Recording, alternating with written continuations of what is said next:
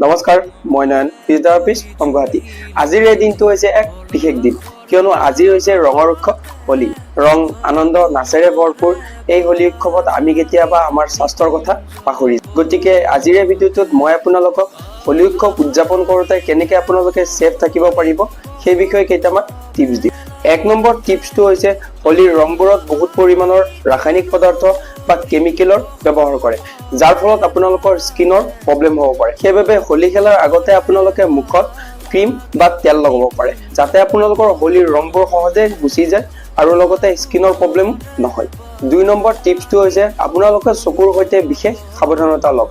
যদি আপোনালোকৰ চকুত ৰং পৰে তেতিয়াহ'লে আপোনালোকে লগে লগে পানীৰে ধুই পেলাওক। আৰু 3 নম্বৰ টিপছটো হৈছে আপোনালোকে ৰ'দত হোলী খেলোঁতে আপোনালোকৰ ডিহাইড্ৰেশ্যন হ'ব পাৰে, সেইবাবে আপোনালোকে সঠিক পৰিমাণে পানী খাওক। আৰু 4 নম্বৰ টিপছটো হৈছে একেবাৰে গুৰুত্বপূৰ্ণ যে আপোনালোকে হোলী খেলাৰ সময়ত এলকহল বা নিচাজাতীয় দ্ৰব্য এভইড কৰিবলৈ চেষ্টা কৰিব। আৰু 5 নম্বৰ টিপছটো হৈছে যে হোলী খেলাৰ সময়ত আপোনালোকে কোনো ধৰণৰ খাদ্য নাখাব, আৰু খালেও আপোনালোকে হাত ভালকৈ পৰিষ্কাৰ কৰিহে খাব। আৰু 6 নম্বৰ টিপছটো হৈছে যে যিবিলাক ব্যক্তিৰ আৰ্থ্ৰাইটিছ আছে বা যিবিলাক ব্যক্তিৰ জইণ্ট পেইন আছে তেওঁলোকে হোলীৰ সময়ত বেছিকৈ ফিজিকেল এক্টিভিটি নকৰিব। আৰু যদি হোলী খেলোঁতে আপোনালোকৰ বডিৰ কোনো অংশত বিষ হয় তেতিয়াহ'লে আইচ লগাব পাৰে। আৰু 7 নম্বৰ টিপছটো হৈছে আপোনালোকে নেচাৰেল হোলীৰ ৰং লগাবলৈ ট্ৰাই কৰক।